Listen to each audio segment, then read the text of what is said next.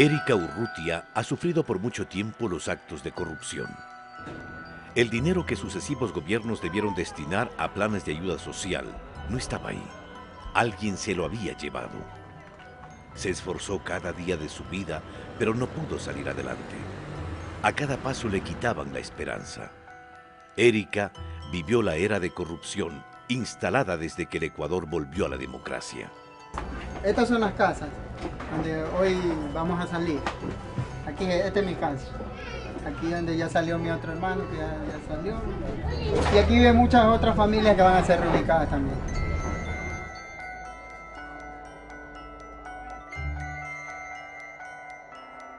Dormíamos en esta parte de acá atrás. Aquí teníamos la cama con mi esposa, acá dormían las bebés. Este es los pilares del puente, las vigas.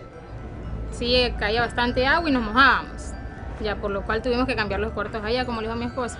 Pero con el pasar del tiempo el puente se ha ido deteriorado y ahora drena agua por él. Bajan residuos de lo que botan los desperdicios al estero y eso ya con el tiempo a lo que se calienta con el sol, entonces se vaporiza y emana olores realmente desagradables. Me puedo llevar recuerdos buenos, gratos, como también recuerdos negativos. Que eso sí te puedo asegurar que los negativos se van a quedar aquí. Pienso llevarme los buenos recuerdos, los positivos.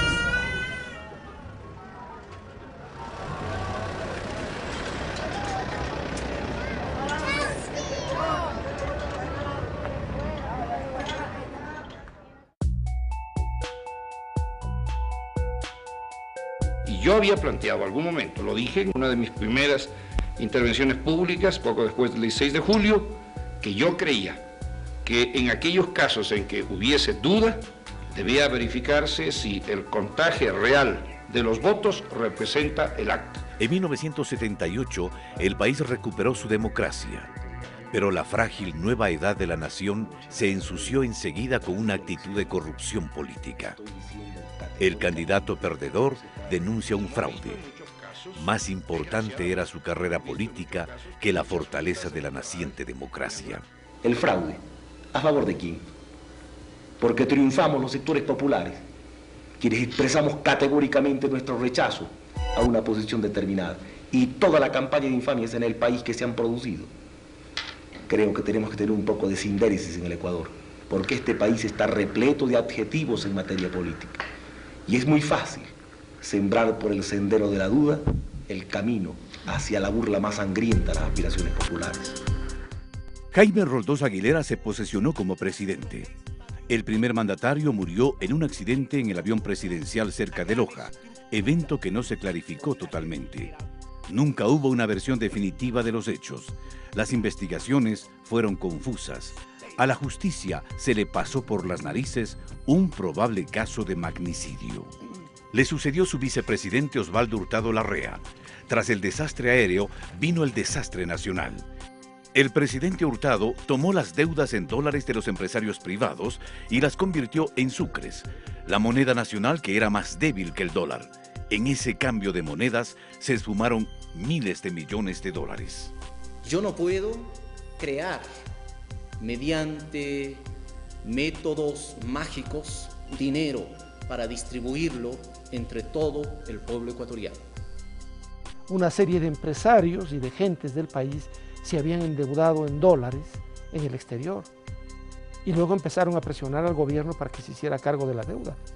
Y el gobierno se hizo cargo de la deuda en dólares para que estos señores le pagaran en sucres a 3 años plazo y con bajos intereses, con lo cual prácticamente estos señores que contrataron deudas en el exterior terminaron licuando sus deudas, se evaporaron sus deudas y fue el país el que tuvo que pagar las deudas de esos sucretizadores. El país exigió la lista de los beneficiarios de la sucretización. Nunca se publicó esa lista. El mismo gobierno de Hurtado fue el garante de la compra de una procesadora de basura, alentada por el alcalde de Guayaquil, Antonio Jana. El Contralor de la Nación de ese entonces concluyó lo siguiente: el precio original fue de 16 millones y se terminó pagando 60 millones. En su informe dio a conocer que el equipo se pudrió en el puerto de Guayaquil. Muy cerca de este escándalo y otra vez en Guayaquil, se fraguó otro, de la construcción del nuevo terminal terrestre. La Comisión de Tránsito del Guayas adjudicó a dedo la construcción de esta obra. La empresa extranjera, a su vez, contrató a Matrixa para la construcción de las vigas y las rosetas que no se fabricaron de acuerdo a las necesidades del edificio. El terminal pudo ser ocupado un año después y de manera parcial, pues se comenzó a derrumbar. El Estado ecuatoriano se perjudicó en $100 millones, pues le tocó reparar los daños. Ninguno de los involucrados en este caso fue sancionado.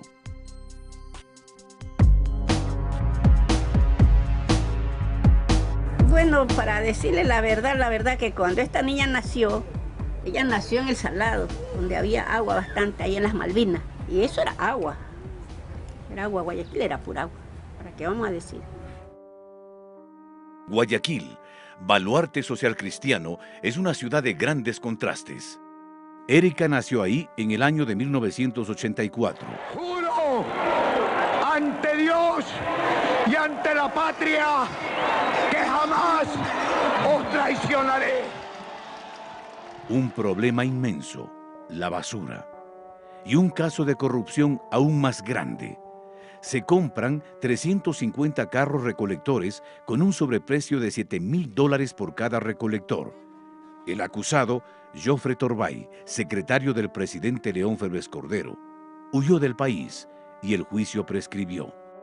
Lo siguiente fue el escándalo por la vía perimetral, una enorme autopista que pasaba justamente por donde tenía planes inmobiliarios el entonces gobernador del Guayas, Jaime Nebot Saadi.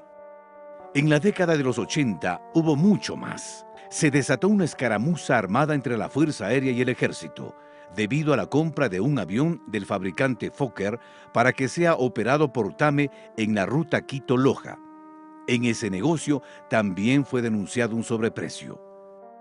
Luego, el ministro de Industrias del gobierno social cristiano, Javier Neira, fue acusado de peculado por participar en la contratación de una empresa que ofrecía servicios hospitalarios.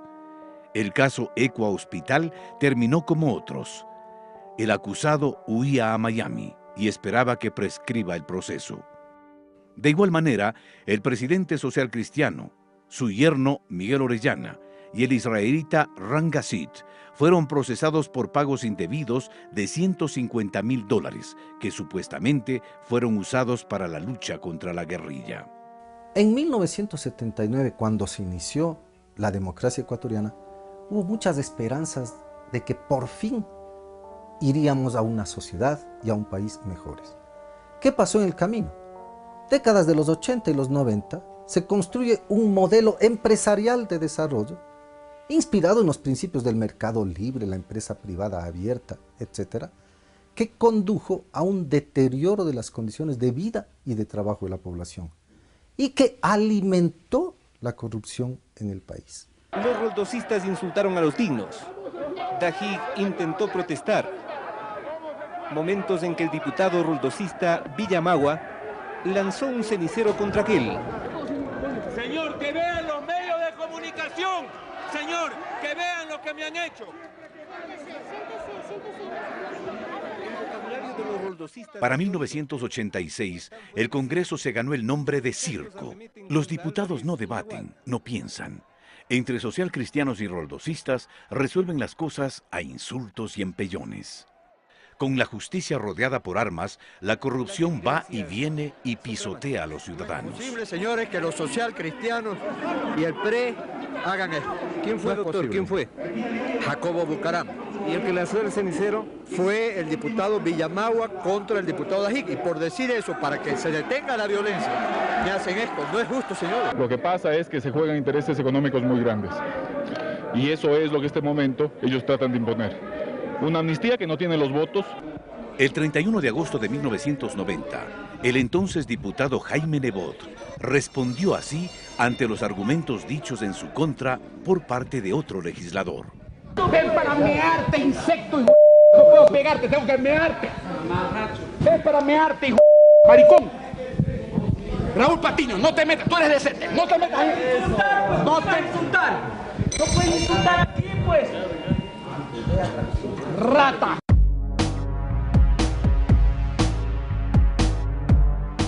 Mi primera escuela era la María Luisa Solís Sánchez. Cuando yo estaba estudiando había primero, segundo y tercero en el mismo aula. Eran las banquitas donde uno se sentaba uno encima de otro. Le digo uno encima de otro porque en la banquita donde yo estaba nos ponían 3 flaquitos juntos. Y esas banquitas que se tambaleaban de un lado para el otro. De madera eran, pues. Ya, no tenía contrapiso, tenía este piso. Así era en tierra. Y a las horas de recreo, como no era cercado, nosotros nos cogían los profesores y nos sacaban por partes. Nos sacaban primero primer año, segundo, tercero, así sucesivamente. Aquello que muchos estimamos es una última oportunidad. Justo cuando Erika Urrutia asistía a la escuela primaria, Sixto Durán Ballén ganó las elecciones y el Partido Social Cristiano conservó sus influencias y volvieron a las de siempre. Se conoció cómo fue otorgado un formidable préstamo a los propietarios de una empresa financiera en bancarrota. Nadie se olvida de Flores y Miel, tampoco de la impunidad y la justicia sitiada por el presidente para salvar a sus parientes. Se propiciaron leyes para quitar los controles al sistema financiero. Sixto Durán Ballén apoyó la iniciativa y los socialcristianos la aplaudieron. Casi sin regulación se iniciaron los préstamos vinculados, empresas fantasmas, dispendio y farra. Se había sembrado la semilla de una quiebra del sistema financiero. Siempre la ambición puede más. En el gobierno de Durán Ballén se construyó una bomba que estallaría 4 años más tarde. Yo creo que hay muchas, variadas formas de corrupción de la política. Desde leyes hechas con dedicatoria, como la famosa Ley de Instituciones Financieras del gobierno de Sixto Durán Ballén, que según dijera el doctor Carlos Julio Arosemena Monroy, expresidente de la República, fue una ley preparada para de este modo dejar listo el escenario para el atraco bancario del año 1991.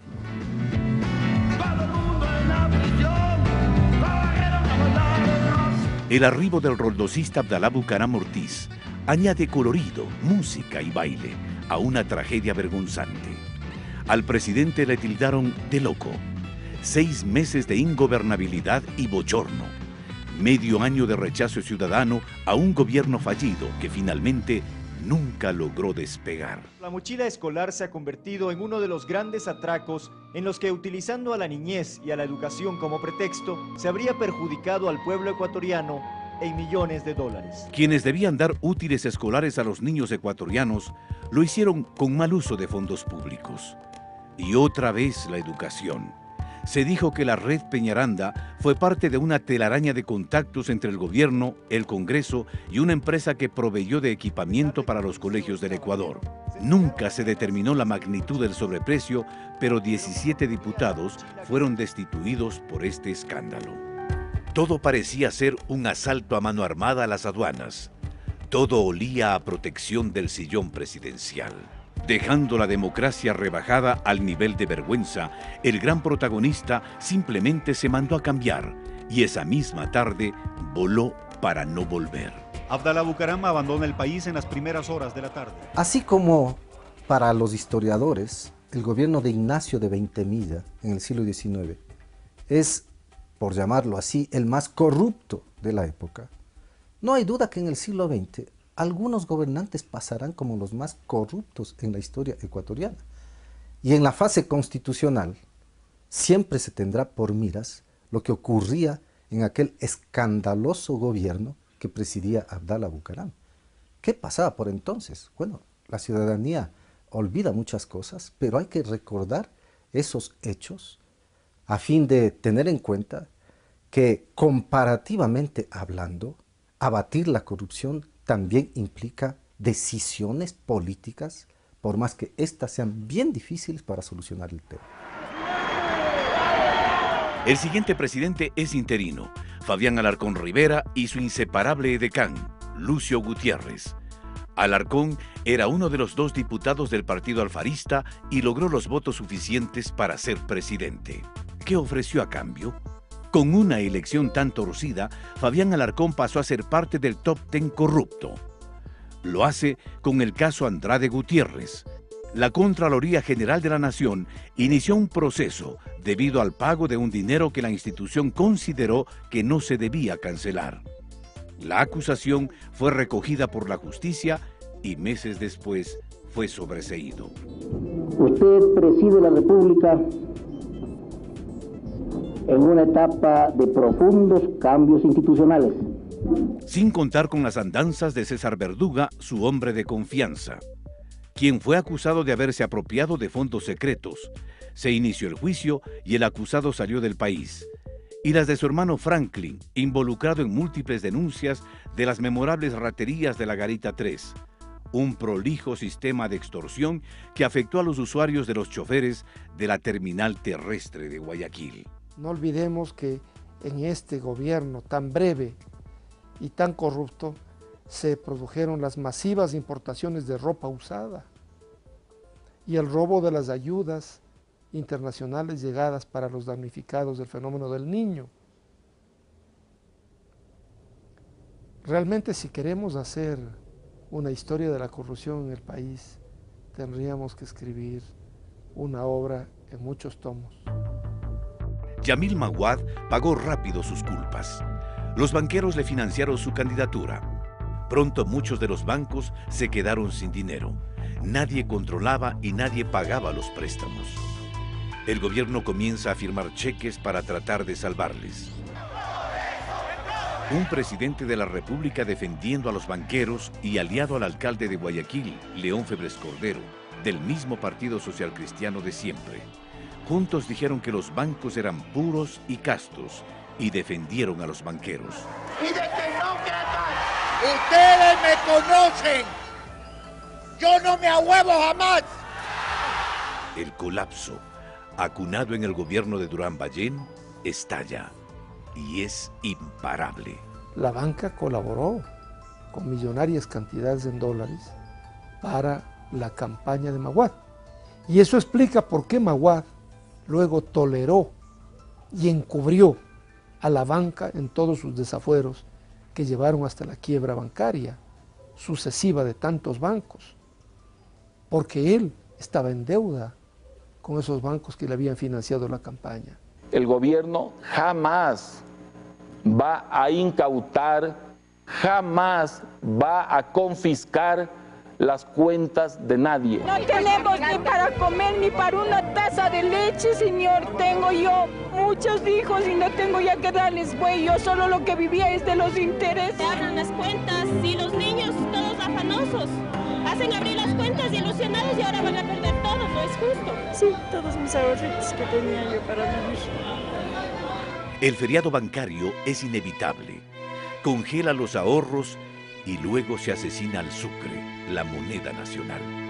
A veces se hace más escándalo del negociado público. Pero ¿qué decir del negociado privado, como el que ocurrió en 1999, con un grupo selecto de banqueros? Ese es un delito de cuello blanco. Y sin embargo, se ha tratado a veces de ocultar a estas figuras y de ocultar a esos banqueros corruptos, tratando de crear más escándalo en otros lados, cuando ese es un escándalo nacional que implicó el saqueo y el robo de miles de millones de dólares a costa de una población cuyos depósitos se perdieron y hasta hoy no los recuperan. El Ecuador está sumido en la mayor crisis de su historia. Ecuador dolariza su economía y Gustavo Noboa la ejecuta con precisión. La tragedia se repite con secuelas tristemente célebres, compatriotas desolados, el país en crisis. Las fechorías están a la orden del día. Solo 3 banqueros, Roberto Aspiazu, del que un día fue el Banco del Progreso, Alejandro Peñafiel, del quebrado Banco de Préstamos, y Nicolás Landes, del ex Banco Popular, estuvieron presos. El resto, bien gracias, disfrutando en el exterior con el dinero de los ecuatorianos. Leonidas Ortega, del ex Banco Continental, los hermanos Roberto y William Isaías, del ex Firambanco, Roberto Vaquerizo Valenzuela y Washington Álvarez Valenzuela, del ex Banco La Unión, son algunos de los nombres que figuran en la larga lista de banqueros que estafaron a sus clientes. Y como si nada, medios de comunicación involucrados, periódicos que se jactan de independientes y objetivos como El Universo, es liderado por quien fue uno de los principales y más cercanos abogados del banquero Roberto Aspiazu, Hernán Pérez Luce, editorialista y accionista del diario guayaquileño. Si de algo las personas que participamos en la formación y en la elaboración de la nueva Constitución, el doctor Aspiazu debería en este instante levantarse de donde está sentado y salir de este edificio. Y así lo vamos a hacer. El caso de la quiebra de Filambanco es emblemático. La otrora solvente entidad bancaria se liquidó por 2 ocasiones. La primera en manos privadas y la segunda por acción estatal. Fue el gobierno del presidente Gustavo Noboa el responsable de esta segunda caída. Una de las razones, según varios analistas, fue la falta de pago de los grandes deudores, entre los que se cuentan conocidos políticos y empresarios guayaquileños. Nuevamente, los poderosos, aupados por el gobierno, pulverizaron a los más pobres. Pero mientras la nación recupera el aliento, un sacerdote conocido como el cura Flores es nombrado gerente de las aduanas de Quito por el presidente Gustavo Noboa. El cura Flores huyó del país cuando fue sentenciado a 12 años por peculado durante su gestión en las aduanas de la capital. El gobierno de Gustavo Noboa también dejó una huella nefasta para el país. Ecuador acepta el arbitraje internacional en el caso de la devolución del IVA petrolero a cambio de que se lo incluya en la ampliación de las preferencias arancelarias. Durante la presidencia de Noboa, el canciller Heinz Meller autorizó unilateralmente el arbitraje internacional a favor de la empresa estadounidense occidental Oxy, que determinó que el Estado ecuatoriano devuelva $75 millones por impuestos.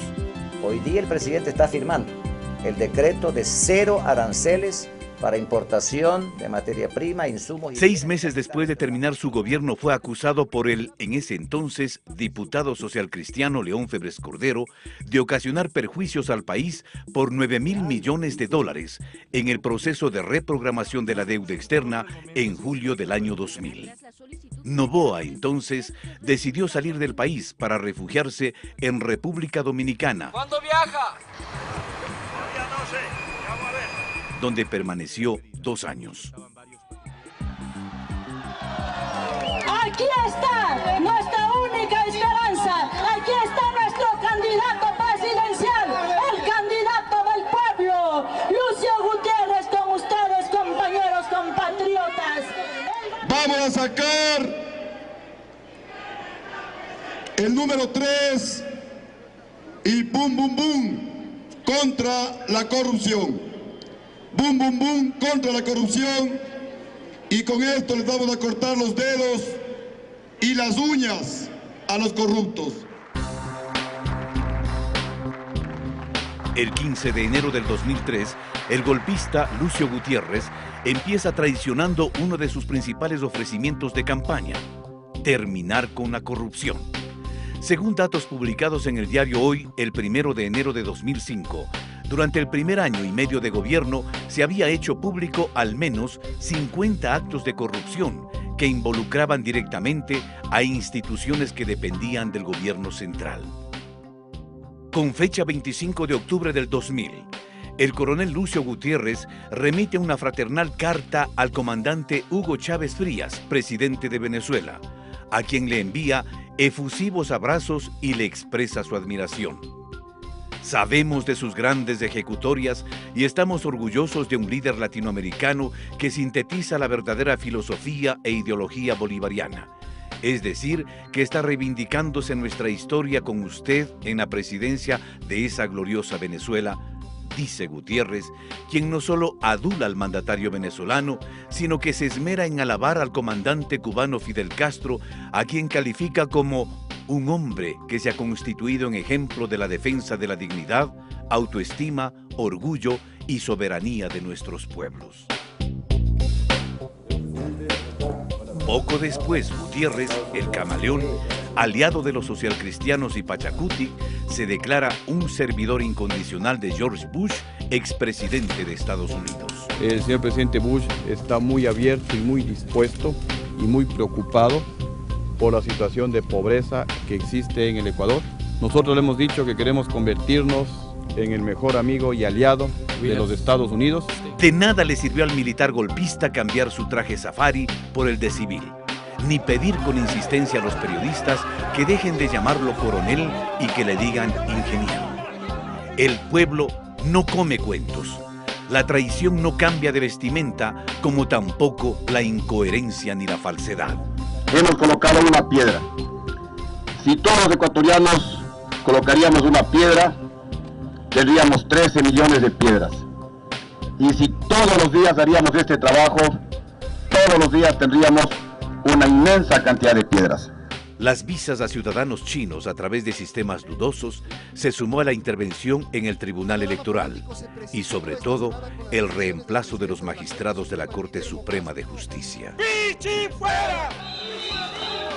Las imágenes de los medios no se han olvidado. Partidarios de Gutiérrez dispararon a los manifestantes desde el edificio del ex Ministerio de Bienestar Social. El pueblo rechazó la corrupción sistémica y derrocó al coronel. Mirando a mi madre, que desde el cielo me bendice, desde este altar de la democracia y frente al deber de la patria, quiero decirles que prometo cambiar al país o morir en el intento.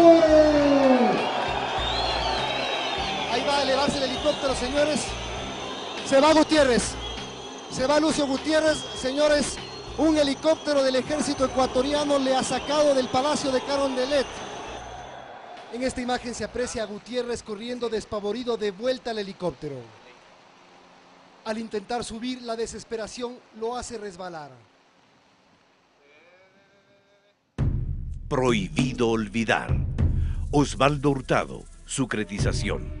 León Febres Cordero, sobreprecio, peculado, caso Equa Hospital. Sixto Durán Ballén, préstamos vinculados, caso Flores y Miel. Leyes para quitar los controles al sistema financiero. Abdalá Bucaram Mortiz. Ingobernabilidad, escándalos, corrupción. Fabián Alarcón Rivera, corrupción, caso Andrade Gutiérrez. Apropiación de fondos públicos, extorsión. Yamil Mawad, feriado bancario. Éxodo de ecuatorianos al exterior. Gustavo Noboa, peculado, caso Cura Flores. Reprogramación de deuda externa, segunda quiebra del Filambanco.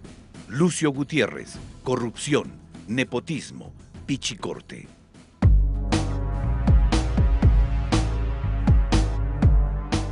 Mi esposo se quedó sin trabajo y me tocaba dar a luz en maternidad. Entonces nosotros tenemos un televisor pequeño, lo vendió por $20. Tenía que darles de desayunar, tenía que darles de almorzar.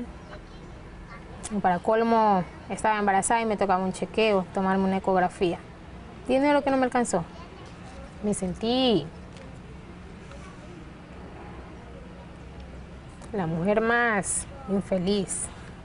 Porque imagínate, tan solamente abrir tu nevera y encontrar unas papas y sanguchárselas a tus hijos, no darles que más.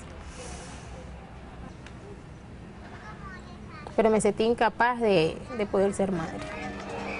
Después de que el gobierno de Gutiérrez destruyó la economía de Erika, la jornada cívica y ciudadana culminó días de altísimo riesgo para la institucionalidad y la democracia en el país. Alfredo Palacio, aupado por la partidocracia, es el nuevo presidente. Respetar y hacer respetar la Constitución Política de la República, leyes de la República, orden constituido y defender los sagrados. Porque la corrupción se expresó también en el perverso desmantelamiento de las instituciones, de la educación y salud pública, del registro civil, como emblemática señal del despojo cotidiano, o en los memorables perjuicios en cada negociación de la deuda externa. se hacía de la vista gorda en la repartición del pastel de las telecomunicaciones. Este fue un sistema que funcionó muy bien para enriquecer a muy pocos.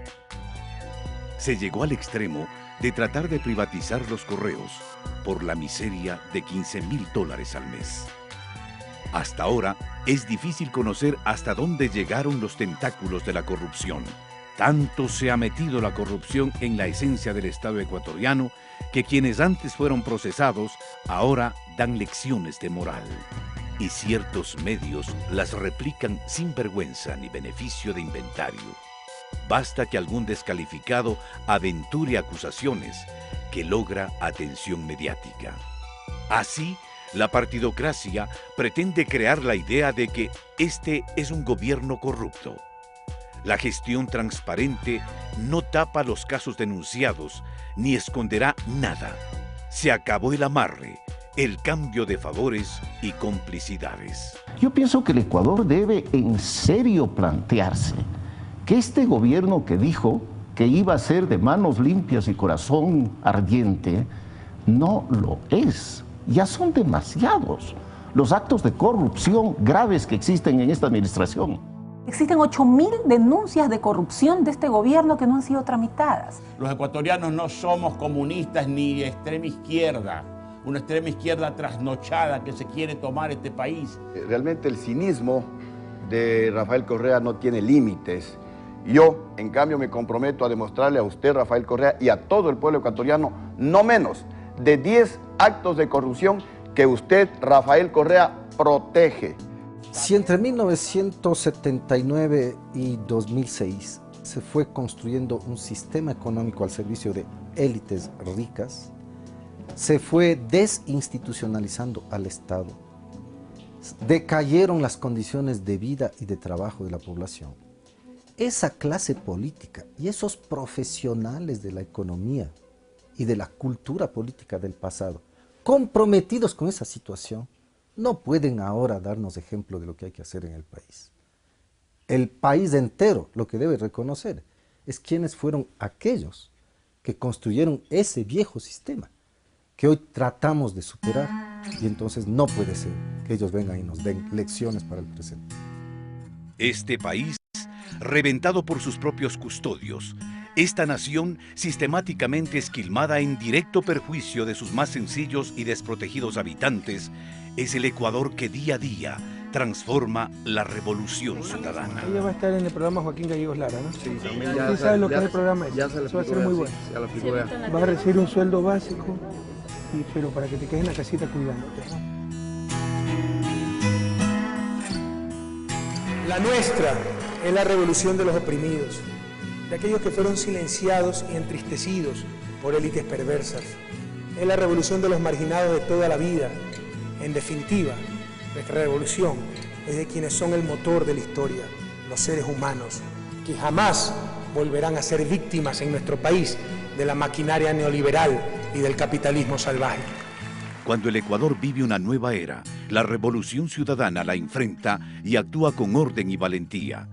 La renegociación de la deuda externa ahorró miles de millones de dólares que se invirtieron en obra y gestión. Hoy, el sistema público de salud es moderno y competente. Los jóvenes tienen oportunidades de estudio calificadas y desarrollan sus talentos en escuelas del milenio y en colegios emblemáticos. El orden y la modernidad permitieron recuperar las telefónicas, un sector que siempre fue asaltado, un botín que por años enriqueció a pocos. Ahora el servicio se factura por igual a todos los usuarios y la Corporación Nacional de Telecomunicaciones genera ganancias para reinvertirlas en mejoras permanentes. La renegociación de los contratos petroleros recupera para el país miles de millones. Ahora el gas se mantiene en tierra y se ahorran exorbitantes cifras por el almacenamiento flotante. Los recursos naturales se gestionan con extremada responsabilidad. Ahora se utiliza la fuerza de los ríos para generar electricidad, en vez de malgastar en centrales térmicas. Las aduanas dejaron de ser tierra de nadie y ahora se transformaron en una institución prestigiosa y transparente. Una obra pública inédita en la historia reciente, ampliación de vías, construcción de puentes e infraestructura vial. Por primera vez, las compras del Estado se realizan en forma organizada, transparente y con igualdad de oportunidades para todos los proveedores calificados en el Instituto Nacional de Compras Públicas. En este mismo ámbito, la creación de la Secretaría de Transparencia marca un hito en el control de la gestión de los funcionarios gubernamentales. Se cobran los impuestos a todos a través de una dinámica efectiva del SRI y el nuevo registro civil, catalogado como uno de los mejores de América Latina, impide las identidades dolosas para los corruptos. La obra turística emblemática de la Revolución Ciudadana se concreta. El ferrocarril revive y con él la esperanza. Hoy el dinero y la obra pública llega a todos los rincones del país. Ya no se queda en ciertas manos corruptas. Alguna vez un exgobernante me dijo, un presidente no puede estar cuidando las uñas de todos sus colaboradores. Pero cuando un gobierno crea mecanismos anticorrupción, cuando un gobierno se propone perseguir a los corruptos, yo creo que ese es un gran punto de partida para frenar la corrupción.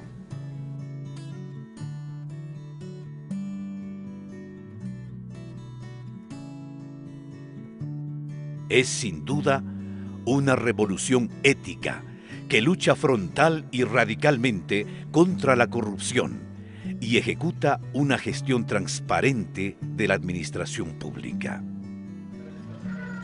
Un recuerdo de que alguna vez vivimos ahí, porque incluso hasta el puente va a salir, todo eso va a ser regenerado. Entonces, cuando venga alguien, ¿eso dónde es?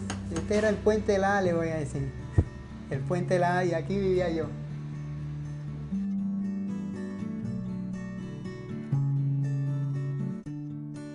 Depende de la pregunta, ¿en qué cambia? Yo digo cambia en un 100%, porque ¿cómo vamos a comparar la casa que tenemos ahora con la anterior?